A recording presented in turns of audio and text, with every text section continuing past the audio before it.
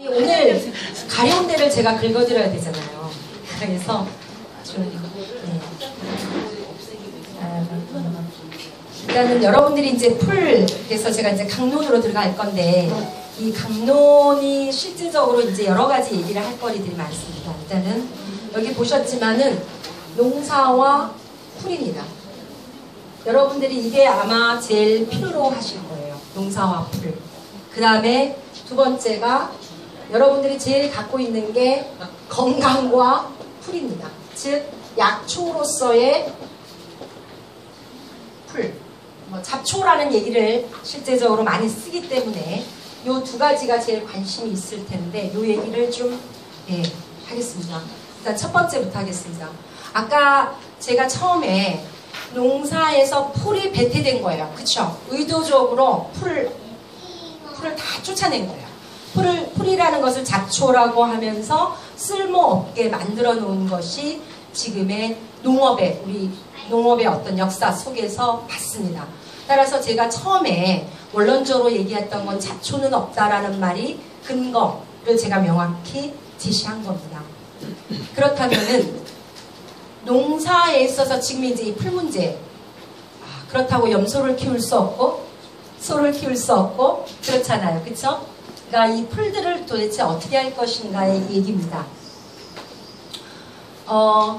저희 집은 그러니까 사람들이 제가 이 책을 내고 나서부터 마치 잡초농법, 풀농법, 풀은 아예 안 베네, 이런 식으로 생각을 하는데 그렇지 않습니다. 중요한 거는 우리가 농사라고 하는 것들은 이 농사라는 것은 사람이 짓는 행위예요. 농사는 사람이 어떠한 목적을 갖고 하는 행위를 농사라고 합니다. 여기에 반한 일을 하면 안 돼요. 그쵸? 그리고 풀이라는 것은 아까 사람이 의도해서 하는 작물이 있지만 지금 얘기하는 거는 남들이 얘기하는 잡초라는 걸 얘기하는 겁니다. 내가 의도하지 않은 풀과의 관계를 이 농사 속에서 어떻게 멋지게 활용을 할 것인가의 문제로 넘어가야 되는 문제가 된 겁니다. 지금. 그래서 이 풀을 여러분들이 항상 농사를 질 때 여러분들은 땅을 먼저 합니까? 식물을 먼저 합니까? 식물을 먼저 알죠? 그게 문제라는 겁니다. 처음에는 내 땅을 알아야 됩니다. 내 땅. 왜? 나는 땅을 딛고 서 있으니까. 내 땅이 푹푹 꺼지는 땅인지 아니면 딱딱한 땅인지 거기에 따라서 여러분들 서 있는 모습이 달라질 겁니다. 마찬가지로 모든 식물과 풀들은 땅을 딛고 서 있는 거예요. 그래서 여러분들이 알고 있어야 되는 게 땅입니다. 근데 여러분들 땅은 농업기술센터 가가지고 붕소 부족해요, 뭐해요, 이런 걸 먼저 압니다. 생각해 보세요. 그거는 식물과의 관계 속에서 아는 문제지 땅의 고유한 문제 속에서 아는 게 아니에요. 여러분들이 땅을 아는 방법은 여러분들의 육안으로 알 수가 있습니다. 자, 내가 짓는 땅이 어떤 땅인가? 제일 먼저 보고 우리가 사람을 이거 똑같아요. 우리가 사람을 볼 때 인상을 딱 한번 보잖아요. 그쵸? 그래서 처음에 무조건 가가지고 막 덤벼들지 않잖아요. 내가 그 사람 보고 호감이 있는 여러 가지 내가 좋아하는 여러 가지를 보고 최초의 관계를 맺습니다. 마찬가지로 여러분들은 땅을 먼저 보시는데 자, 땅에 제일 먼저 봐야 될 건 어떤 걸까요? 아마 여러 종류가 있습니다. 땅은 어떤 걸 볼까요? 제가 사람 얘기했습니다. 여러분들이 사람을 보듯이 땅을 볼 수 있습니다. 어떻게 볼까요? 색깔로 일단은 볼 수 있다. 자, 색깔, 그쵸? 색깔을 본다. 색으로 먼저 봅니다. 우리는 비슷한 색깔을 지녔지만 어떤 사람은 주근깨도 많이 나고 하고 이런 데 얼굴에 어떤 사람은 좀 허여멀건하고 이런 먼저 들어오죠. 자, 색을 봅니다. 또 토질 어떤 거 만져봐요. 만져봐서 어떡해? 자, 그쵸? 딱딱한 땅인가? 아니면은 부들부들한 땅인가? 아니면은 푹푹 빠지는 땅인가? 이런 걸 먼저 봐야죠. 그래야 아까 말씀드린 대로 딱딱한 땅은 내가 그냥 이렇게 설 수도 있고 푹푹 빠지는 땅은 어떻게 해요? 장화 신고 들어가야지. 그 다음 행동 결정을 위한 거예요. 그게 다. 자, 땅 이런 걸 보고 또 어떤 걸 봐요? 땅. 색깔 보고. 배수. 배수. 어때요? 높으냐? 낮으냐? 굉장히 중요한 거죠. 높으냐? 낮으냐? 이런 것들을 봅니다. 자, 고절을 보고 색을 보고 딱딱한 경도를 보고 이런 것들을 봐서 여러분들은 여기에 이 땅에 맞는 뭐를 해요? 농사 방법을 선택을 하게 되는 거죠. 근데 이것도 틀린 말이에요. 왜 땅을 보고 바로 농사 방법을 선택해요? 땅을 본 뒤에 뭐를 해야 되는 거예요? 거기에 맞는 식물이 무엇인지를 봐야 되는 거죠. 여러분들 자, 이거는 똑같아요. 사람이 집 지을 때 저거를 다 보고 나서 집 지을 터인지 아닌지 그걸 먼저 보잖아요. 그렇죠. 그러니까 내가 거기 있을 거니까 집 지을 터인지 아닌지를 먼저 보는 겁니다. 그것처럼 식물이 어떠한 식물들이 여기서 살 수 있는지 농사가 가능한지 이런 것들을 보는 겁니다. 보고 그 다음에 자, 농사라는 것 속에 대전제에서 어떠한 작물, 어떠한 식물을 심을 것이냐가 들어와야 됩니다. 근데 지금의 농사 방법은 틀렸습니다. 어떻게 틀렸어요? 어떻게 틀렸어요? 그래, 딱딱한 땅이니까 다 뭘로 해주면 돼? 뒤집으면 되겠구나. 유기물이 없으니까 다 바깥 퇴비를 집어넣으면 되겠구나. 이거 잘 생각해 보세요. 여러분들이 삶의 과정도 그렇지 않은 건지 내 자식이 이거 부족하니까 완전히 뒤집어가지고 처음부터 리셋하려고 하는 거 아닌지 내가 저 사람과 내 남편 결혼을 했는데 이 사람이 나랑 안 맞아. 아, 뭔가 틀려. 그러니까 막 리셋을 강요합니다. 강요입니다. 뭔가를 강요를 하겠다. 즉 획일적인 방식으로 합니다. 아니 내가 이 사람과 살면 이 사람의 모습이 다르고 저 사람의 성향이 다른데 그러면 각각에 맞춰가지고 해야 될 일인데 그냥 완전히 통으로 바꿔버리거나 바꿔버리지 못하면 관계는 어떻게 돼요? 폭력적으로 바뀌는 거예요. 그게 폭력입니다. 그래서 여러분들이 토양을 보고 그 다음에 거기에 찾는데 제일 먼저 중요한 거는 거기에 맞는 농사를 쳐야 됩니다. 거기에 맞는 농사가 뭐냐? 식물을 선택하는 일입니다. 가장 간단한 얘기예요. 가장 간단한 거. 제가 항상 예를 언젠가부터 며칠 전부터 들은 게 송혜교와 누구? 송중기가 이혼을 했는데 송혜교 말이 뭐라 그래요? 우리는 다름을 극복하지 못했습니다. 다름은 극복해야 되는 겁니까? 인정해야 되는 겁니까? 인정해야 되는 겁니다. 인정해야 되는 거예요. 다름을 인정하면 되는 일인데 물론 쉽지 않죠. 굉장히 어려운 말이죠. 이 다름을 인정하고 거기에 맞는 것을 찾으면 되는 일인데 근데 이걸 못 찾는 거죠. 자, 그러면 딱딱 여러분들이 생각하는 모든 농사는 모든 식물은 부드러운 데서만 잘 될 거라고 생각하는 것도 여러분들이 이제는 착각이라는 거죠. 사람도 제각각이듯이 식물도 제각각이듯이 작물도 아무리 사람의 손을 탔다 하더라도 제각각인 걸. 여러분들 푹신푹신하고 막 물이 많은 데서 자라는 게 뭐 있어요? 벼 같은 거, 또 미나리, 그 다음에 토란 뭐 이런 것들이잖아요. 근데 만약에 그 막 물이 많은데 고추 심어봐요. 어때요? 아, 썩죠? 썩어요. 일단은 내 땅을 알아야 된다는 거죠. 내 땅을 알아서 거기에 맞는 작물을 선택하는 것들이 가장 중요하다. 거기에 맞는 작물을 선택하면 편하잖아요. 물 많은데 뭐 미나리 꽝 하나 만들지. 그래서 어떻게 보면은 근데 참 미나리 꽝 하다가 재미가 쏠쏠해. 재미가 쏠쏠하니까 어떻게 해야 돼? 다 미나리 꽝 만들어버리지. 물을 다 해가지고. 이게 이제 여기에 이제 사람의 욕심이 들어가는 겁니다. 그래서 식물만 보는 게 아니라 두 번째 바라봐야 되는 건 뭐예요? 결국은 나의 욕심. 욕심이라는 게 나쁜 거예요? 아니에요. 나 필요해요. 욕심이라는 건 니드예요. 니드. 니드라는 말은 결핍에서 나오는 거예요. 결핍. 결핍이 어떻게 된 거야? 피로를 낳는 거죠. 이게 그래서 영어에서도 결핍과 피로가 같은 말로 쓰이고 있어요. 나의 니드를 보는 거야. 그러니까 나는 물이 많아가지고 미나리 꽝 해가지고 했는데 와 이거 사람들이 너무 맛있다고 막 달래. 아 근데 요거 해가지고 한 달에 10만 원도 못 버는데 나는 40만 원이 필요해. 그러면은 사람들한테 내가 한 30만 원 플러스 하기 위해서 미나리 꽝을 다 만들어 버려. 그럴 수 있는 겁니다. 그게 바로 농사예요. 농사. 인위적인 것들이 가미가 되는 거죠. 그래서 여러분들이 어떤 자연농 이런 말들도 들어봤을 거예요. 이런 말들이 자연 플러스 농사라는 거죠. 자연 플러스 농사. 자연의 것들을 잘 활용해서 크게 해치지 않는 범위에서 내가 나의 목표를 달성하는 거예요. 그래서 그걸 자연농이라고 하는 거고, 생태농이라는 말도 마찬가지인 거죠.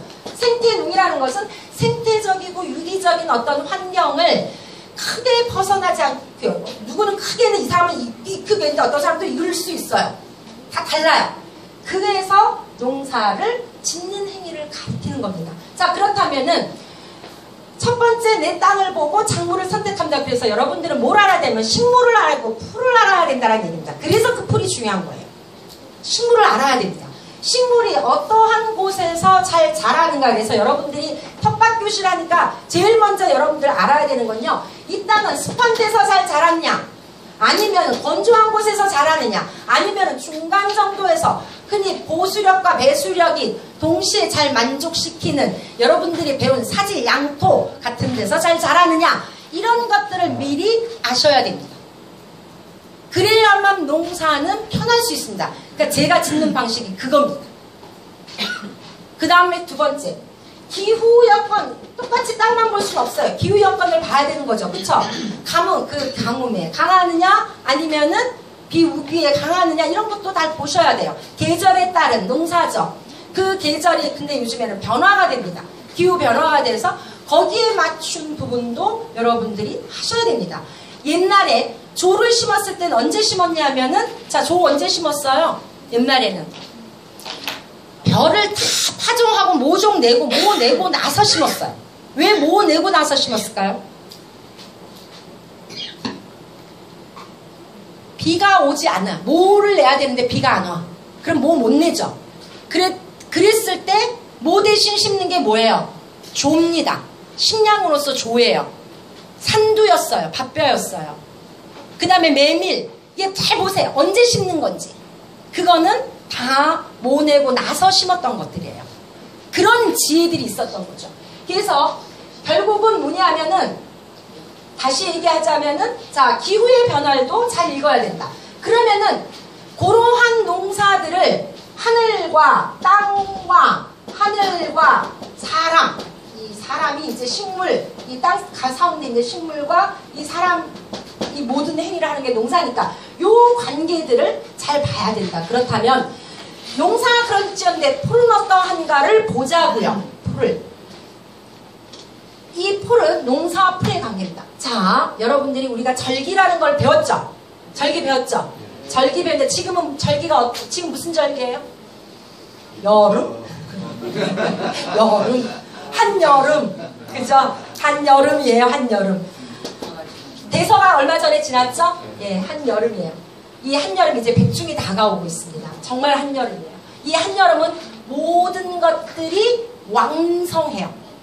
모든 것들이 왕성하죠. 작물도 왕성하고 풀도 왕성하고 사람도. 근데 사람 왕성해요. 근데 사람 안 왕성한 것 같아요. 왜? 습하니까. 너무 습해서. 우리나라는 우기, 장마기간이 겹쳐 있어요. 그래서 다른 거는 왕성한데 사람은 왕성하지 못합니다. 이때, 자, 이 한여름에 모든 것들이 왕성할 때, 요때 꼭 풀이 문제가 대두되기 시작합니다. 왜? 풀들을 그대로 있으면 어떻게 해요? 작물보다 더 튀어 올라가요. 왜 그럴까요? 왜 작물보다 풀이 더 튀어 올라갈까요? 풀이 생명력이, 그렇죠. 아까 그랬어. 얘는 사람의 적대적 관계, 적대적 대립감으로 키워온 놈입니다. 내성이 붙었어요. 나는 죽을까봐. 그러니까 빨리 튀어오릅니다. 빨리. 내가 살아야 되니까. 고충과 해충도 마찬가지예요. 얘네들 막 사람들이 잡아 제끼니까 빨리 해충이 진화하는 거와 같은 거예요. 여러분들도 마찬가지일 거라는 거죠. 어디에 가서 적응하려면, 살아남으려면 빨리 적응을 해야 되는 것처럼. 그래서 빨리 내성을 키운다. 그래서 풀이 작물보다 빠른 이유입니다. 그 다음에 또 하나, 작물보다 빠른 이유가 씨앗입니다. 씨앗. 여러분들 씨앗에 대해서 배웠겠지만 야생일수록 씨앗은 많습니다. 왜 그럴까요? 씨앗의 양이 많아. 왜? 그렇죠. 종족 보존을 하려고 하니까. 종족 보존을 해야 되니까 씨앗을 많이, 여러분들이 종족 보존하려면 사실은 여러분 종족이 열 자식은 낳아야 돼요. 10자식은 낳아야 된다고. 그래야 한두 명 죽어도 모르지. 근데 한 놈 낳았어. 죽어버려. 그죠? 그거예요. 종족 보존이라는 욕구는 결국은 이건 본능이에요. 생명의 본능은 내 한 세대만 있는 것이 아니라 내 씨의 번성함, 지속성도 같은 겁니다. 이거는 식물과 동물과 인간이 똑같습니다. 그러면은 이 씨앗들이, 자, 잡초는 엄청 많습니다. 세워봤나요? 세워봤나요? 안 세워봤죠? 안 세워봤을 겁니다. 집 민들레 세워봤어요? 안 세워봤죠? 네, 그 정도로. 우리 작물씨가 굉장히 많은 게 있어. 작물씨. 요 한 봉우리에 엄청난 양이 있는 게 있어. 몇만 개가 있는 게. 제일 많은 게 22,000개. 요 하나에. 담배씨. 어우, 저분이 굉장히. 담배씨가 한 봉우리에 2,000개 있습니다. 엄청나죠? 그래서 담배는요, 그냥 놔두면 저절로 자라기도 해요. 담배는. 그러니까 씨앗이 많으면 많을수록 뭐가 많다? 야생성이 강하다. 그리고 이 얘기는 씨앗을 적게 하면 적게 할수록 어떻게 해요? 종족 보존이 잘 안 되는 거죠. 누구의 힘이 커지는 거예요? 종자 회사의 힘이 커지는 거죠. 이 원리와 같은 겁니다. 그래서 야생에서 작물에서 육종의 수많은 과정을 거쳐서 누군가의 독점적 권력으로 가기 위해서는 씨앗들을 없앱니다. 없애가는 과정이에요. 그거는 뭐 맞는 얘기죠. 씨 없는 수박, 우장춘, 뭐 이런 분들. 씨 없는 수박 여러분들 해가지고 어떻게 씨를 받아가지고 갈 거예요? 누구한테 사야 돼? 우장춘 박사한테 사야 돼. 이게 그 논리입니다. 여러분들이 만약에 자식을 못 낳으면 어떻게 해야 돼? 복제 인간을 만들어야 돼. 그래서 복제술이 발달하는 겁니다. 이거는 과학기술과 이 모든 거는 동떨어질래야 동떨어질 수 없는 과정이라고 보시면 됩니다. 아무튼 자, 그러면은 풀씨가 이렇게 많은 이유가 번성하기 위해서입니다. 근데 나는 고추 하나 심었는데 풀이 엄청 나요. 자, 봄에 절기 얘기하다가 했어요. 봄에 우리 초봄에 땅이 부풀어 오를 때, 땅이 부풀어 오를 때를 경칩이라고 하죠. 개구리가 튀어나올 때. 개구리가 튀어나오면 땅이 부풀어 올라요. 그때 모두 튀어 올라와요. 모든 생물들이 땅 속에서 튀어오른다고 생각하시면 됩니다. 이때부터 요즘에 할머니는 너무나 부지런해서 튀어나오기도 전에 그냥 긁어버려요. 그냥 헤쳐서 해버려. 자, 이때 같이 갑니다. 우리가 흔히 말하는 봄철, 춘분. 자, 농사는 대체로 감자부터 시작해서 춘분, 3월 말경, 개나리 필 때, 이때 주로 해요. 이때 할 때만 해도 풀들이 보면은 뭐가 많아요. 자, 이때 나오는 풀들이 뭐죠? 이때 나오는 풀들. 관찰을 안 해서 아니면 이름을 몰라서. 자, 3월, 4월에 나오는 풀들. 자, 대봅시다. 꽃다지. 냉이. 수. 쓴바귀. 달래. 네. 달래냉이, 쓴바귀. 그쵸? 등등등. 이때 봄철에 다 올라옵니다. 다 올라오는데 겨울을 지낸 놈들이 있어요. 겨울을 지낸 놈들. 겨울을 지낸 놈들이 어떤 놈들이 있었냐면 여러분들 봤죠? 이렇게 딱 땅바닥에 붙어있는 놈들. 뭐지? 땅바닥에 붙어있는 놈들. 망초 봤죠? 자, 망초 땅바닥에 딱 붙어있어요. 또 땅바닥에 붙어있는 놈들. 냉이 붙어있어요. 또 민들레 붙어있어요. 또 제일 많이 붙어있는데 우리 집에만 많은가? 달맞이 붙어있습니다. 달맞이. 유채는 작물? 또 얘기하죠. 예, 유채. 예. 또 등등등. 자, 쑥도 다년생이에요. 쑥. 근데 땅바닥에 붙어있진 않아요. 걔네들은 뿌리 있다가 싹이 올라오는 경우죠. 이 땅바닥에 붙어있는 놈들입니다. 얘네들. 이제 관찰 잘 해보세요. 겨울이 되면 이 세종시에도 이렇게 딱 달라붙어 있어. 이 달맞이는 빨간 빛깔이에요. 빨간 빛깔. 겨울을 나기 위해서 추우니까 어떻게? 땅바닥에 붙어 있어야 돼. 여러분들 추우면 어떻게 돼요? 웅크리고 있는 거잖아. 땅이 따뜻해요? 안 따뜻해요? 겨울에는? 땅이 따뜻해. 땅 속으로 들어가는 거예요. 그래가지고 따뜻한 데에서 향해가지고 걔네들이 붙어서 생존하는 겁니다. 달맞이, 망초, 냉이, 민들레 이런 것들이 그러해요. 그러면은 얘네들은 다년생입니다. 다년생이고 이때 봄철 춘분이 지나면은 어떻게 되냐면 땅에 달라붙어 있다가 이제는 뜨겁죠. 따뜻해지니까 어떻게 돼요? 잎이 하늘의 기운을 받아서 땅이랑 쭉 떨어져 있어야 좀 시원할 거 아니에요. 이렇게 올라오는 거예요. 그걸 갖다가 농업용어로 로제트형에서 잎형으로 바뀐다고 얘기하는 거죠. 그래서 자, 달맞이가 이렇게 해오고 망초도 해오고 지친개가 있어요. 지친개도 해오고 꼬리뱅이 이런 것들이 다 이렇게 씁니다. 이러한 다년생들은 자, 다년생들의 특징이 뿌리가 강합니까? 약합니까? 뿌리가 강합니다. 겨울을 이겨냈습니다. 산삼은 몇 년을 삽니까? 몇백 년을 살죠. 그쵸? 몇백 년, 몇천 년까지는 사나 모르겠는데 그 사이에 사라졌을 텐데. 예, 그렇죠. 맞아요. 사람이 타지 않으면은 사는 거예요. 근데도 불구하고 얘네들이 몇 년을 살면서 씨앗도 떠뜨리고 계속 그러는 거죠. 그리고 어떠한 거더라, 어떠한 식물이 하나가 뭐냐면은 얘는 그 다음 씨앗을 퍼뜨리고 그 뿌리가 죽어요. 그래서 옮겨 다니는 씨앗인데 갑자기 잊어버렸어요. 아무튼 이러하면서 달맞이도 씨앗이 나고 그 전에서 뿌리가 이제 굵어집니다. 망초 3년 4년. 소리쟁이 여러분들이 요거를 다 기록을 해두셔서 스마트폰으로 다 확인하십시오.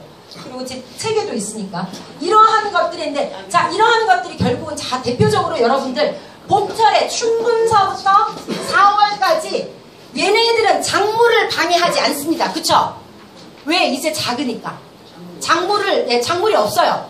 방해하지 않아요. 그러면은 이때 뭘 하냐면 사람들은 먹기 시작합니다. 먹어요. 뭘 먹어야 될까요? 이때 뿌리를 먹습니다. 자, 냉이를 열심히 캤는데 냉이 뿌리는 없어지고 잎만 먹어. 어떻게 생각해요? 냉이는 뿌리에 그 몸에 약성이 있는 겁니다. 왜? 겨울을 난 거기 때문에. 여러분 보리싹 먹죠, 봄에. 겨울을 이겨내는 보리싹 그러잖아요. 근데 실제적으로 여러분들 정말 먹으려면 뿌리를 먹어야 되는 거야. 보리 효능을 확실히 알려면 뿌리를 먹어야 되는 거야. 보리뿌리. 근데 보리뿌리를 패배해버리면 어떻게 돼? 그 다음 못 먹으니까. 그래서 2차적으로 뭐를 먹는 거예요? 싹을 먹는 거예요. 원래는 뿌리예요, 뿌리. 자, 그래서 냉이 뿌리를 먹고 민들레, 이때도 민들레 싹을 먹지만 민들레 뿌리를 먹는 거고, 근데 뿌리까지 먹어버리면은 씨도 맺지 못하고 다 헤쳐버리니까 그때 이 사람이라는 게 너도 살고 나도 살아야 되니까, 그래서 뭐를 먹는 거예요? 잎을 먹는 거예요, 잎을. 이때 모든 잎들은 다 먹습니다. 이 초봄에 나오는 모든 새싹들, 어린아이들, 우리도 곤충도 마찬가지고 모든 것들은 어린아이들은 독이 없습니다. 어린아이들은 독이 없어요. 왜? 독이라는 거는 세상 살면서 세상 풍파 이겨내기 위해서 독이 나오는 거기 때문에 어린아이들은 독이 없어요. 그래서 어릴 때는 어떠한 잎도 먹는다라고 보시면 됩니다. 근데 제가 말하는 건 잡초입니다. 밭에 나오는 거예요. 산에 가가지고 어린 잎을 먹어야 된다 그래가지고 뭐 부자나 뭐 이런 것들을 캐가지고 먹는다 그러면 어떻게 돼요? 가는 거예요. 왜? 산에 있는 놈들은 조심해야 돼요. 왜 조심해야 될까요? 산에는 맹수도 있고, 그죠? 산에는 가진 모든 험난한 부분이 있습니다. 그런 거 보면은 산에 있는 풀과 이 밭에 있는 풀 어느 놈이 조금 인간과 가까운 놈들이에요? 그렇죠. 밭에 있는 풀들이 다 사람과 가까운 놈들입니다. 얘네들이 아는 거예요. 사람의 기운에 있는 곳에 있는 게 잡초인 거예요. 그래서 잡초는 대부분 봄에는 다 먹을 수 있다. 그게 독이 없다. 이렇게 보시면 됩니다. 그래서 이때 이제 먹는데 여러분들이 밭을 갈면, 자, 여러분들은 아마 기술센터에서 해주니까 밭을 갈아야 될 거야. 밭을 갈면 어떻게 돼? 얘네들을 먹을 수 있어, 없어? 없어요. 그래서 우리 집은 봄에는 밭을 안 갈아. 그러니까 지금은 사실은 밭에 있을 시간도 없어요. 제가 숲에서 살기 때문에 그냥 들에 산에 막 많아. 그러니까 여러분들은 도시 농업 하시는 분들이니까 밭에 있는 풀이라도 먹어야 되는 거고, 저는 산속에 있으니까 산에 좋은 것들이 많으니까 하는데도 불구하고 밭에 뒤집지를 않습니다. 뭐 감자밭을 만들면은 물론 뒤집는 행위지만 그렇지 않고 거의 흔히 말하는 기계는 물론 안 쓰고 그리고 뒤집지를 않습니다. 그래서 요 풀들이 자라나요. 왜 풀들이 자라나면, 자, 이게 풀들이 있습니다. 풀들이 있는데 그러면 내가 이거를 먹으려면 여러분들은 제가 생각하기에는 뒤집지 말아야 돼. 그래야 먹을 거라 3월달부터 나와가지고 먹을 거라도 있는 거예요. 환삼덩굴 있죠. 환삼덩굴.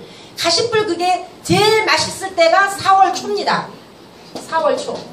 환삼덩굴이라서 가시 나온 거 있죠. 그게 초기에는 어떻게 하냐면 4월달이 되면 똑같이 대마랑 똑같아요.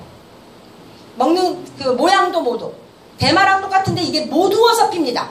못 우어서 이렇게 가장자리 펴요. 그러면은 여러분들이 그거를 방치해 놓으면은 7월달에 지금 막 엄청나게 작물을 방해합니다. 그러면 그거를 우리가 어떤 얘기해요? 싹이 우리가 그런 얘기 하잖아. 어떻게 싹 자란다, 싹 그렇죠. 자른단 말 하죠. 싹 자른단 말 하죠. 싹수가 노랗다, 뭐 싹 자른다, 뭐 나중에 후한을 없애기 위해서 뭐 한다. 예, 이런 것처럼 3, 4월에 한삼덩굴은 여러분들이 드셔야 합니다. 먹습니다. 한삼덩굴은 이 자세한 내용은 제 책에 있어요. 그 한삼덩굴은 뭐냐면 그거를 뽑아요. 그냥 한 개 뭉툭뭉툭 뽑아지고 그걸 뽑아가지고 어떻게 하냐면은 샐러드를 해서 드시는 겁니다. 여기에 대한 뭐 제가 또 이 약장사가 아니라서 천기누설 이런 데는 엄청 호능 막 이런 얘기 막 하잖아요. 그러면 사람들이 그것만 먹어. 환장하지. 한삼덩굴 싹을 그게 대마 성분과 유사하다. 그랬더니 사람들이 대마를 먹을 수가 없으니까 그거를 다 뽑아서 먹어요. 근데 실제로 있었던 일입니다. 실제로 제가 이 책을 쓰기 전에 한삼덩굴을 다 또 회원들이랑 해서 뽑았어. 그래서 그 샐러드를 딱 만들었어. 거기에 초를 해가지고 원래 여름에 초랑 해서 먹는 거죠. 봄에 그거를 해서 먹으면 기가 막히게 맛있습니다. 한번 드셔보세요. 그거를 먹는데 한 접시를 먹은 거야. 맛있다고. 근데 그 애가 사라졌어. 없어졌어. 도대체 어디 가서 있나 봤더니 잠을 자고 있는 거예요. 어떤 성분이에요? 약간의 환각 성분이 있습니다. 수면을 유도합니다. 많이 먹으면. 그래서 누군가를 재우고 싶으면 뭘 먹인다고 4월달에? 안 그래도 졸린데 한삼덩굴을 샐러드해서 먹이면 됩니다. 죽지 않습니다. 한삼덩굴을. 아무리 먹어도 죽지 않습니다. 아무리 먹어도 독이 들어가지 않습니다. 봄에 먹는 것들은 대체적으로 겨울에 쌓인 대부분의 것을 해독합니다. 해독합니다. 봄 기운은 무슨 기운이에요? 간 기운입니다. 간들이 사실 약해져 있어. 겨울에 다 쪼그리고 있다가 추워서. 그래서 이 간 기운들이 이렇게 높여 올라가는 거는 인간의 간 기운만이 그런 것이 아니라 식물들은 인간의 간 기운을 높이기 위한 걸로 갑니다. 자기도 겨울을 이겨내는 거라고 모든 봄의 풀들은 해독 작용을 합니다. 대표적인 게 바로 냉이. 여러분들 있잖아요. 요즘에 왜 춘곤증이 일어나냐면 냉이를 안 먹어서 그래. 냉이를 안 먹어서. 춘곤증이 냉이 때문에 그래. 그러니까 냉이 뿌리를 열심히 캐어서 먹어야 되는데 그걸 안 먹어서. 냉이는 대표적으로 간 해독 작용의 대표적인 풀입니다. 근데 냉이를 잘 안 먹잖아. 요즘에 냉이 또 봄, 여름, 가을, 겨울 그냥 사정없이 먹어대. 그래서 항상 계절에 따른 거는 인간이 필요로 한 그 부분을 제공을 한다는 사실입니다. 그래서 봄에는 뿌리째 먹습니다. 대부분 뿌리째 먹는다는 거 잊지 마시고요. 이 뿌리들은 다 공통적인 건 씁니다. 써요. 왜 쓸까? 약성 때문에요. 그렇지. 다년생들은 주로 씁니다. 근데 이 쓴맛만 있는 게 아니라 뭐냐면 단맛도 함께 있습니다. 단맛이 있다는 것은 축적할 수 있다는 얘기입니다. 영양분이 있다는 얘기입니다. 쓴맛이 있다는 것은 바로 배출작용, 해독작용이 있다는 얘기입니다. 그래서 봄에는 그렇게 해서 이제 이 병운을 하지 않은 상태 때 여러분들이 이 풀들을 얻을 수가 있습니다. 그리고 나서 농사를 어떻게 하냐면, 자, 이제는 감자도 심어야 되니까 물론 일랑을 만들죠. 일랑을 만들어요. 그러면 어떻게 보면 이게 뒤집어질 수밖에 없어. 살살살. 자, 이렇게 해서 살살살 걷어 올리면 당연히 풀들이 뒤집힙니다. 풀들이 뒤집히니까 결국 자연스럽게 풀도 먹었고 풀도 없애가면서 일랑을 만듭니다. 그런데 5월달에 심을 밭은 그냥 놔두겠죠. 5월달에 심을 밭은 그냥 놔둬서 풀들이 자랄 겁니다. 풀들이 자라는데, 자, 5월달에 5월 5일경에 심는 게 뭐예요? 청명 때 심는, 청명이 아니라 입하 때 심는 게 대부분 여러분들이 열매 식물들을 주로 다 심는단 말이에요. 열매 식물들을 심을 때면 입하 때는 아까 뭐라고 그랬어요? 입하 때는 모든 작물들이 이제 왕성하게 식물들도 자라. 이렇게 많이 자라. 문제는 요때입니다. 입하 때 다 작물들이 들어가니까 여러분들은 풀먹기를 이제는 줄여야 되는 거예요. 왜냐하면 입하니까 풀들도 독이 생기기 시작합니다. 독이 생기기 시작. 이때 냉이는 어때요? 꽃 피죠? 냉이 꽃다지 다 이때 3월달에 먹었던 거는 다 꽃이 펴요. 5월달에 생기는 게 대체로 여러분들이 알고 있는 이 발행이가 조금씩 나오기 시작합니다. 대부분 발행이로 덮여 있습니다. 여러분들 밭에 가면 대부분 발행일 거야. 망초들이 이만큼씩 큽니다.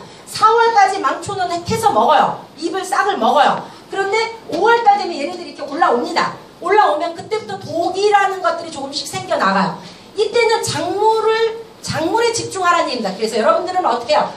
반드시 4월부터는 풀매기를 해줘야 됩니다. 풀매기. 뒤집을 수도 있고 아니면은 풀들을 긁어줄 수 있습니다. 이때 만약에 5월달에 풀매기를 안 하면 여러분들은 이제 작물과의 부분에서 굉장히 고통스러운 나날들을 보내게 되는 거죠.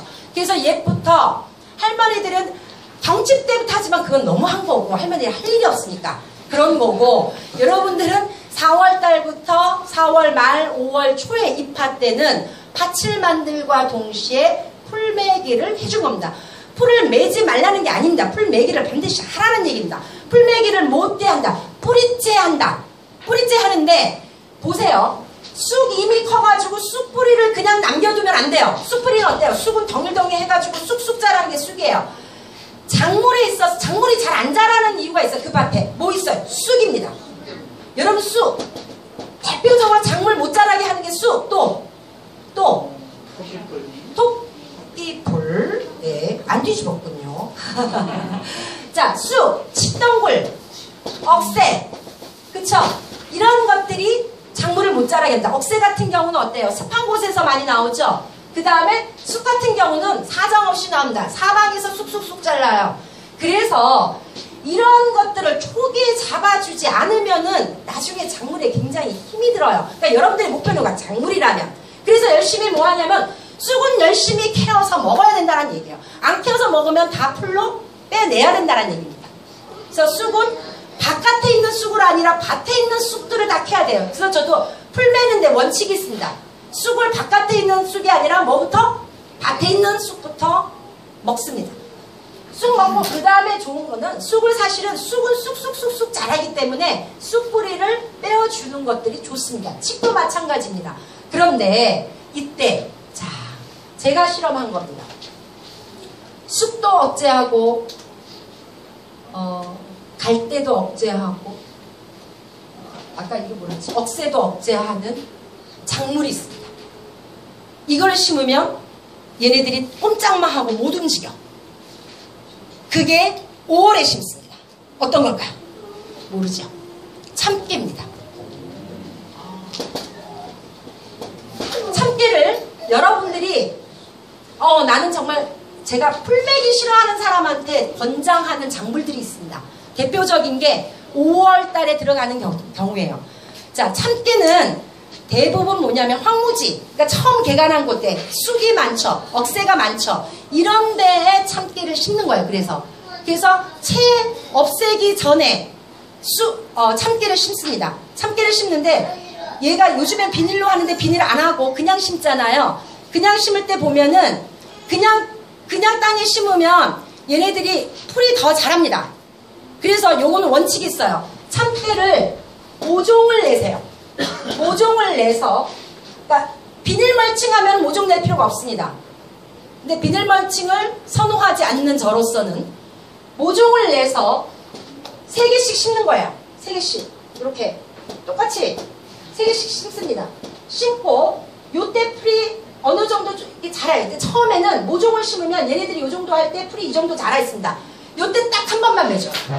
요때 한 번만 딱 매주면 그때부터는 참깨, 차라든지 뭐하든지 가만히 놔둬도 참깨는 모든 풀들을 억제합니다. 그래서 여러분들은 텃밭이라도 참기름을 낼 수 있다. 이렇게 보시면 돼요. 그 다음에 두 번째, 5월, 6월 달에 또 심는 게 있어요. 뭐 있죠? 나는 이거 심장도 해야 되겠고 뭐도 해야 되고 뭐 풀도, 고구마. 자, 고구마는 자, 이게 두둑이 져야 되죠. 고구마는 너무 푹신푹신하게 높여지면 고구마 밑으로 쑥 들어갑니다. 얘는 뿌리식물을 해서 밑으로 팍 파고 들어가요. 그러니까 캐기가 어려워요. 그러니까 두둑이 적당해야 돼요. 감자는 두둑이 포글포글하고 해야만, 감자는 뚫고 들어가는 힘이 없어서 그랬는데 고구마는 그렇지 않아요. 자, 그러면은 고구마는 두둑을 만들어 놓고 심어 놓고, 이것도 초반에는 얘네들이 좀 커야 되잖아. 그쵸? 초반에는 커야 돼. 그러니까 비닐 멀칭하지 않는 걸로. 초반에는 커야 되니까 처음에는 한 번만 매줍니다. 매줄 시간이 없으면 안 매줘도 돼. 고구마는 얘는 어떠한 조건에서도 뿌리 줄기만 몇 번 뻗어 나가는 것만 확인하면 됩니다. 그래서 5월달에 고구마 한 번 심어 놓고 풀 매지 않는다.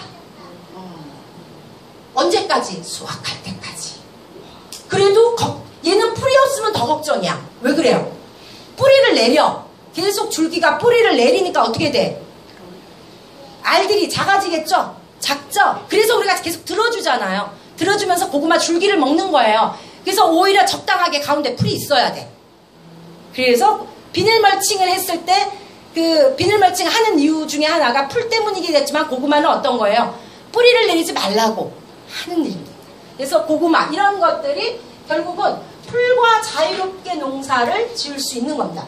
그럼에도 불구하고 어쨌든 할 때 5월달부터는 여러분들이 풀을 내주는데, 자, 5월달에 그 전에 4월, 5월 초에 뿌리째 뽑지 않은 놈들이 그러면은 싹 사라졌겠다라고 생각하지만 나옵니다. 또 나와요.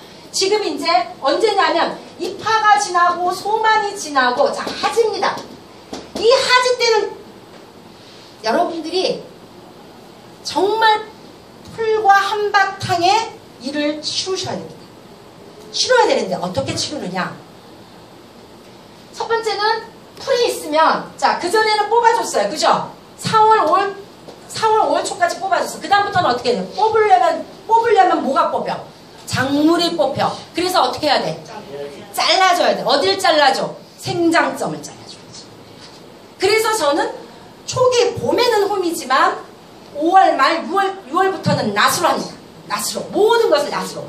그러니까 낫끝 있죠? 낫끝으로 생장점을 탁탁탁탁 잘라줘야 되는 거야. 그리고 나서 풀들을 어떻게? 바깥으로 버리는 게 아니라 어디로 가야 돼? 그 위에다 올려주세요. 그 위에다 이렇게 올려. 계속 펴펴요. 그러다 보면 여러분들이 생각날 겁니다. 풀이 부족하다는 것을. 풀이 부족해서 옆집 가서 가져와야 된다는 거예요. 왜? 풀이 금방 돼요. 그러니까 얘 생장점이 잘려졌으니까, 근데 잡초는 엄청 번식을 한단 말이에요. 그러니까 두껍게 깔아줘야 돼요. 두껍게 깔아줘야 되는데 계속 풀들이 있어야 돼. 그러니까 여러분들이 옆에 있는 풀들을 다 베어서, 그때는 예초기를 사용하는 게 아니에요. 풀들을 베어서 두껍게 깔아줍니다. 깔아주면은 한 여름을 지낼 수가 있는 거예요. 그리고 이거는 나중에 비가 오고 뭐가 오면서 뭐가 되는 거예요? 자연스럽게 퇴비가 됩니다. 자, 이거는 아마 간단하게 알고 있는 사실일 거고, 그러면은 여러분들이 풀들 말고 자연스럽게 하는 농사 방법, 여러분 땅이 있으면, 여러분들이 이제 빌려서 하는 거니까 좀 힘들겠지만, 겨울에는 밀과 보리와 호미를 합니다. 밀과 보리와 호미를 하면 그 후작으로 뭐가 있어요? 콩이나 다른 것들이 들어갈 수 있는 게 있죠. 6월달에. 그러면 짚을 어떻게 해야 돼요? 짚은 여러분들 새끼도 안 걸 거고 초가집도 안 할 거니까 그 짚이 쓸모가 없게 되는 거죠. 그 짚을 어떻게 해요? 멀칭을 해줍니다. 짚멀칭이 두꺼울수록 풀은 나지 않습니다. 그래서 그거를 멀칭을 하고 거기다가 심는 겁니다. 그러면은 6월부터는 여러분들은 홍박 한 번도 매지 않아도 됩니다. 전혀 매지 않아도 돼요.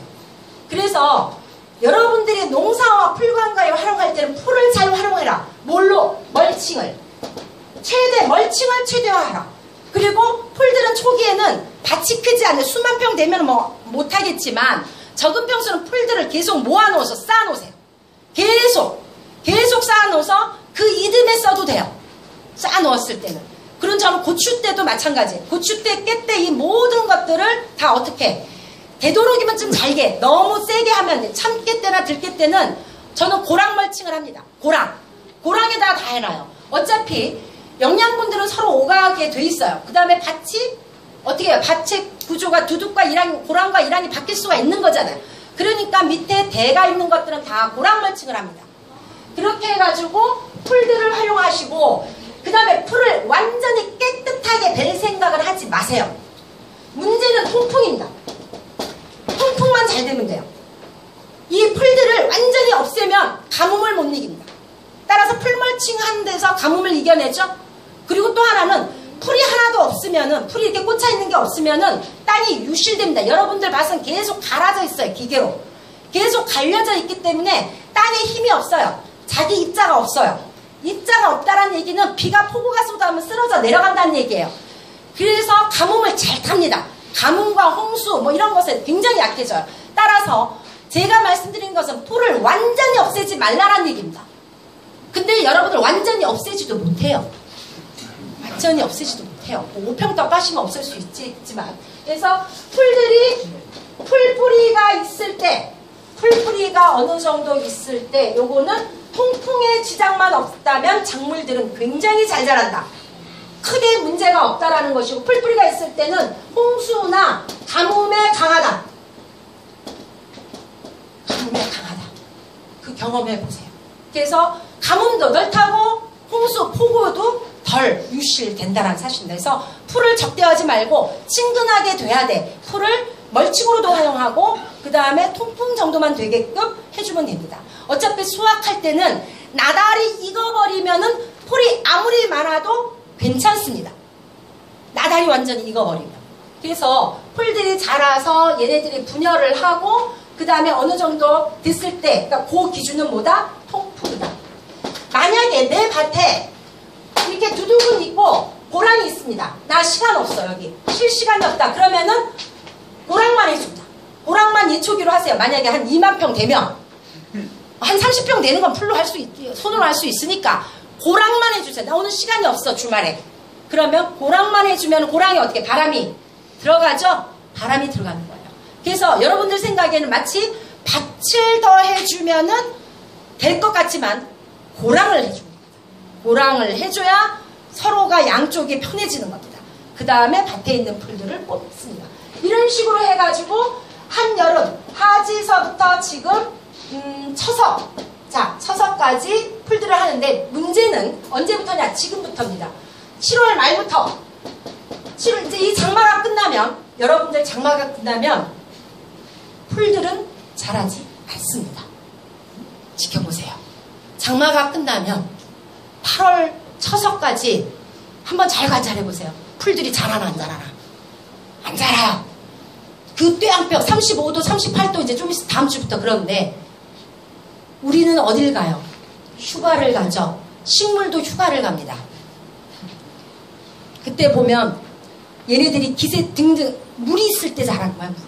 물이 있어가지고 이때 막 자라고 그때 되면 뙤양볕이 엄청 위에서 누르는 힘들이 굉장히 강하죠. 그러니까 얘네들이 어때요? 여러분들 식물, 동물, 사람 똑같아요. 햇빛이 쨍쨍 내친데 활동하고 싶겠어요? 안 합니다. 몸을 어떻게 해요? 움츠리고 있어요. 움츠리고 있어서 풀들도 잠깐 휴가를 갑니다. 그래서 여러분들 있잖아요. 8월 1일 날 8월 1일에서 여러분들 한참 육아할 때 나 풀멜래 그래가지고 어떻게 되는가? 사람이 죽는 거야. 그러니까 그때 식물도 크지 않는다. 식물도 휴가를 가고 있다. 그러니까 그때는 그냥 방치하시면 됩니다. 근데 문제는 방치를 그 전에 잘 해놓고 방치를 해야지. 이놈은 장마식이 아무것도 안 해놓고 해서 방치하면 어떻게 해요? 너도 죽고 나도 죽는다. 이렇게 되는 거죠. 휴가라는 거는 열심히 일해놓고 가는 게 휴가입니다. 그 식물도 마찬가지라는 거죠. 그래서 작물들이 다시 길을 피기 시작하는 게 언제냐? 그러면은 8월 15일, 16일 요때부터 길을 핍니다. 여러분들이 휴가가 끝날 무렵, 계곡물에 들어가서 추울 무렵, 이때부터 다시 풀들은 시작을 하는데 옛날처럼 왕성하지가 않고 어떻게 돼요? 그때부터 느릿느릿 갑니다. 왜? 어떻게? 어느 점이 되면서 하지가 지나고 극점에서 그쵸? 이제 동지로 가는 거예요. 태양빛이 어때요? 줄어들잖아요. 그렇기 때문에 얘네들도 왕성하진 않지만 그래도 여러분은 풀과 함께 맞대할 수밖에 없는데 왜? 이때는 무슨 작물이 들어가요? 김장 작물들이 들어갈 시기잖아요. 그러다 보니까 여러분들이 김장 작물을 하기 위해서 밭을 갖다가 다시 다듬을 때 이때는 하지만큼은 아니지만 풀들이 어느 정도 번성되어 있습니다.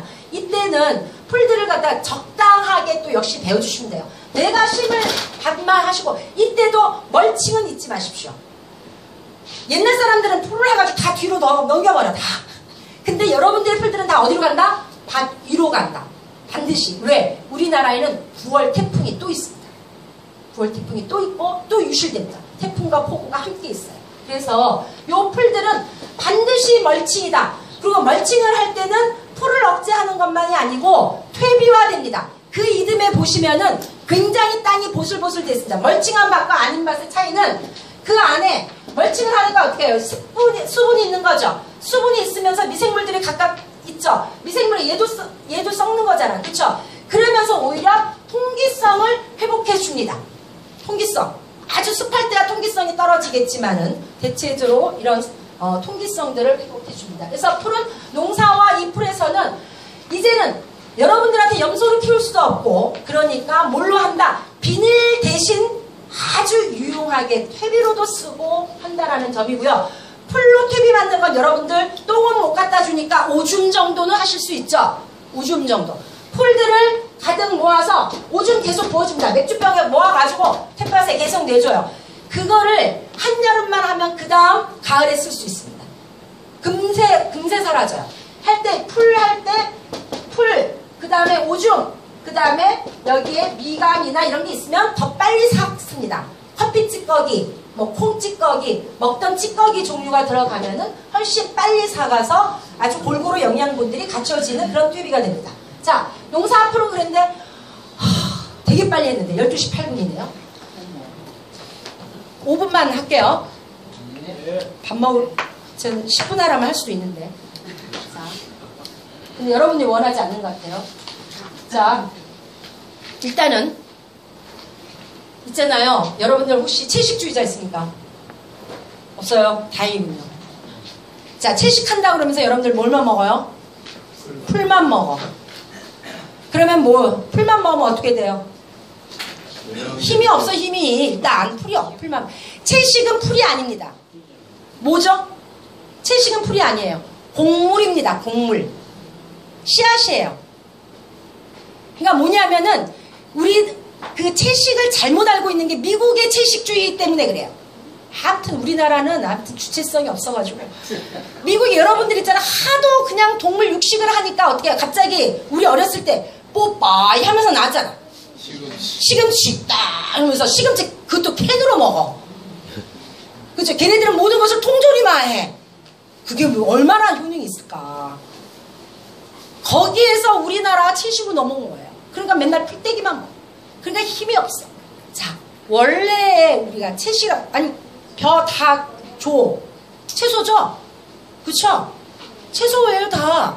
그러니까 그거를 나다를 먹는 일을 우리가 잘못 알아서 풀떼기로 먹는다. 그러니까 여러분들이 만약에 고기를 먹지 않는다. 모든 것을 곡물을 먹습니다. 채소만 먹으면 부항이 이렇게 막 뜨지만 뭘 먹으면 곡물을 먹으면 뜨는 예가 없습니다. 전기가 있어요. 에너지가 있습니다. 모든 에너지는 곡물로부터 시작합니다. 그 곡물에 8대 영양소가 다 있다라는 얘기입니다. 그래서 곡물을 먹는다. 그러면 여러분들이 채소를 먹는다. 그러면 우리 집에는 곡물이 없다. 조도 없다. 수수도 없다. 율무도 없다. 아무것도 없어요. 그러면 여러분들은 뭘 먹어야 될까요? 거기에서 바로 시작됩니다. 뭐를 먹냐면은 여러분들이 달맞이 같은 경우는 면역력들이 좋다 그래가지고 뭘 먹어요? 달맞이 씨 기름 먹죠? 그러니까 씨를 먹는 거예요, 씨를. 여러분들 배추꽃 먹어요, 안 먹어요? 배추꽃, 열무꽃. 씨를 안 받아봤으니 안 먹는 거군요. 있잖아요. 씨 받는 사람들은, 모든 사람들이 뭐냐면 꽃을 봅니다. 배추꽃도 보고 상추꽃도 보고 모든 꽃을 봐요. 그쵸? 꽃을 보고 그 다음에 열매를 맺습니다. 그 열매는 모든 씨앗에는 단백질, 지방부터 시작해서 가장 모든 생명들이 응축할 수 있는 것들이 다 있습니다. 그걸로 해서 여러분들이 뭐를 하는 거야? 기름을 짜는 거야. 보면 들깨씨, 참깨씨, 들기름 짜잖아요. 근데 기름을 많이 짜려고 팍팍 볶아. 그러면은 좋은 성분보다도 나쁜 성분이 많이 나오는 거예요. 그래서 옛날부터 기름을 짜는 행위는 뭐 했냐면 쪄서 물려서 했어요. 아니면 그냥 먹었어요. 그래서 여러분들이 만약에 나는 내 주변에 곡물을 할 게 전혀 없다 그러면 여러분들의 곡물은 씨앗입니다. 근데 씨앗을 먹으라고 하니까 씨앗 받지도 않고 그냥 다 먹어버리면 안 되겠죠. 들깨, 참깨 이 모든 것들이 바로 씨앗입니다. 그 다음에 가지 같은 경우는 과육입니다. 과육, 고추, 과육입니다. 이러한 것들, 그 다음에 또 하나는 뿌리입니다. 뿌리. 그래서 계절에 따라서 봄에는 잎 먹고 여름에는 뭐 먹어요? 여름에는 꽃을 먹습니다. 여름에는 꽃을 먹어요. 근데 작물의 꽃은 드셔도 좋습니다. 작물의 꽃은. 왜? 작물의 꽃은 독성이 현저히 약합니다. 그런데 잡초, 풀의 꽃은, 야생초의 꽃은 독성이 엄청나게 강합니다. 왜? 임신을 해야 되니까. 얘네들이 도끼를 뿜어내요. 그래서 꽃을 요즘에 꽃차 한다고 그러죠. 아무 꽃차라 하는 거 아니에요. 반드시 법제 과정을 거쳐야 됩니다. 그렇죠. 그리고 꽃 갑자기 국화꽃 해가지고 이렇게 먹어보세요. 해독되기 전에 간이 망가집니다. 신장이 망가져요. 그래서 꽃차는 함부로 해서 먹는 거 아닙니다. 그리고 꽃차를 드실 때는 적은 양을 먹습니다. 아주 소량을 드시는 거지. 많이 먹으면 안 돼요. 아침에 일어나자마자 꽃차부터 드시면 간이 망가집니다. 그래서 모든 꽃에는 자기가 임신을 해야 되기 때문에 그 독이 있다. 그래서 꽃차를 해서 먹을 때는 한때 대신 작물은 상추꽃, 배추꽃, 열무꽃 다 좋습니다. 그러나 그것도 꽃입니다. 열매를 맺기 위한 거기 때문에 많이 먹지는 않습니다. 그거 참고해 주세요. 그러면 여름에는 그걸 먹고 가을에는 뭐 먹어요? 열매를 먹겠죠. 본격적으로 나달을 먹습니다. 나달을 먹는 것들 마찬가지예요. 가을에 먹는 나달들을 다 먹습니다. 나달들을 다 먹는데 역시 나달도 생것으로 먹을 수 있고 익혀서 먹을 수가 있습니다. 그러면은 뿌리를 먹는 건 언제 먹어야 되는 거예요? 뿌리는 바로 겨울입니다. 겨울에 뿌리를 먹는 거예요. 왜? 모든 영양분이 뿌리로 들어가기 때문이에요. 그래서 뿌리를 먹는 거고, 그래서 요게 먹는 계절에 따라 다른다. 근데 나는 뿌리 먹는지도 모르겠고 잎 먹는지도 모르겠고 그러니까 뭘 먹어요? 그때 한의학서에서 뭐라고 그래요? 전초라고 합니다. 전초. 뿌리서부터 잎까지. 그럴 때 전초를 먹는 겁니다. 제가 딱 요것만 하나 더 할게요. 여러분들이 선생님 이거 뭐에 좋아요? 뭐에 좋아요? 자기를 보십시오. 사람을 생각하세요. 모든 식물과 동물과 사람은 하나로 통합니다. 하나로 통하기 때문에 내가 눈이 나쁘면 눈을 좋아지려면 뭘 먹었어요? 예전에 동태, 눈깔 먹었어요. 그죠? 그리고 내가 간이 나빴어.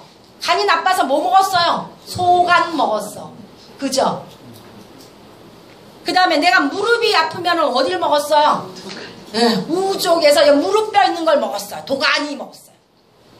이게 괜히 있는 말이 아닙니다. 똑같습니다.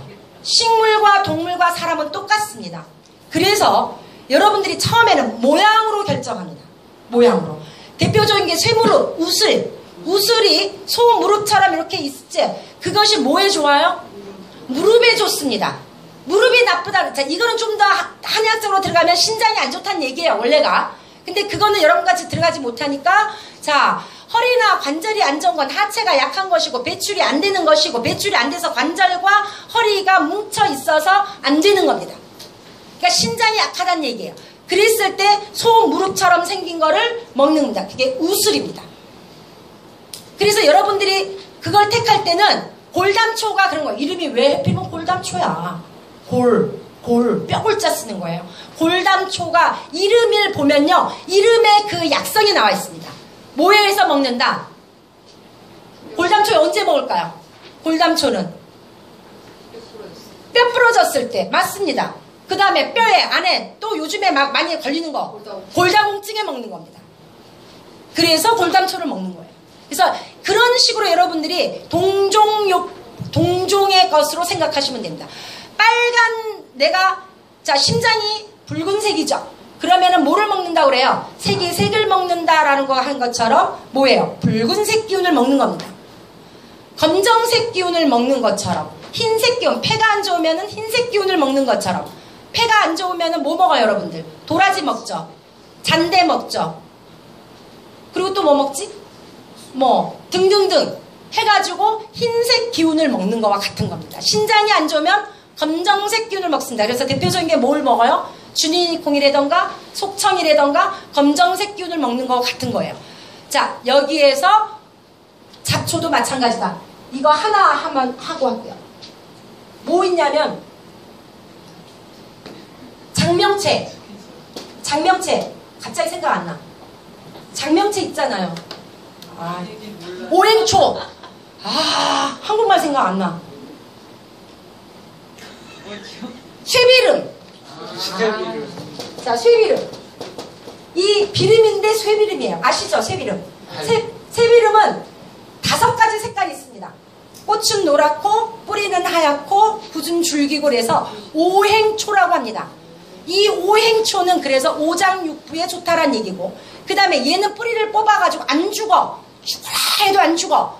왜? 속에 물관이 있어요. 그래서 산채 이름으로 장명채라고 합니다. 즉 오래 산다란 얘기입니다. 따라서 이 얘기는 뭐냐면은 딱 그거예요. 여러분들이 풀의 생리를 잘 아실 필요가 있습니다.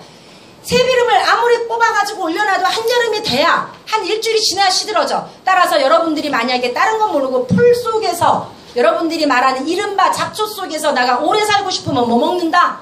쇠비름 먹는다. 오장육부 튼튼하게 해주고 싶다. 그럼 뭐 먹는다? 쇠비름 먹는다. 이 얘기를 했더니 2008년도에 난리가 났어. 전국에서 쇠비름 효소 만드느라고. 근데 모든 것은 이거 원칙입니다. 과하면 독입니다. 과하면 독입니다. 모든 것은 작물도 과하면 독입니다. 그죠? 약인데 과하면 당연히 독입니다. 약은 언제 먹는 거예요? 치료를 위해서 먹는 겁니다. 그리고 나머지는 예방입니다. 예방이 된다는 얘기는 뭐냐면은 골고루, 그쵸? 골고루 아까 말한 대로 그냥 들에 나오는 들나물 이렇게 해가지고 해서 먹는 겁니다. 그래서 절대 과하면 안 됩니다. 그래서 제가 대표적으로 얘기하는 게 여러분들 간이 안 좋다고 헛개나무를 엄청 먹어요. 헛개나무 5년 동안 딱 드셔보십시오. 그러면 간이 녹아서 돌아가십니다. 실험해보세요. 실험해보세요. 그래서 제가 광동제약에서 헛개나무 해가지고 나왔어. 보니까 5%밖에 안 돼서 여러분들이 살고 있는 거예요. 5%에서 살고 있는 거예요. 그래서 여러분들 간이 안 좋다 그래서 헛개나무 드시는 분들 있죠. 막 쭉쭉 우려가지고. 그래서 그거는 간이 잠시 안 좋았을 때 먹는 겁니다. 그리고 어느 정도 기운이 회복되면 그거는 헛개나무 절대 1년 이상 먹으면 안 돼요. 5년 동안 딱 드시고 나면 아침마다 막 내가 맨날 술 먹으니까 헛개나무 이거 또 우리 마누라가 너무 이거는 가지보다도 열매가 약성이 있대 그래가지고 열매 약성 막 다려서 줍니다. 어느 순간에 나는 가고 있어요. 간이 해보고 딱 보니까 간이 녹아있는 겁니다. 그래서 약은 약으로서 대하십시오. 음식은 음식으로 간다. 그래서 여러분들은 기준은 언제나 이것이 좋다 해서 이거에만 빠지지 마십시오. 그런 짧고 단기입니다. 그래서 지금 말씀드린 거는 모든 풀들은 내 모양대로 지 모양대로 유유상종한다. 그리고 모든 약효는 유유상종으로 약효가 있다. 그 다음에 모든 것은 내가 질병이 있을 때 치료제를 제외하고는 과하게 먹지 않는다. 그리고 약조차도 과하면은 독이 된다. 왜? 약은 독이니까. 모든 식물은, 사람도, 모든 것은 다 독이 있습니다. 왜? 자기를 보호해야 되니까. 독이 있습니다. 이 독이 잘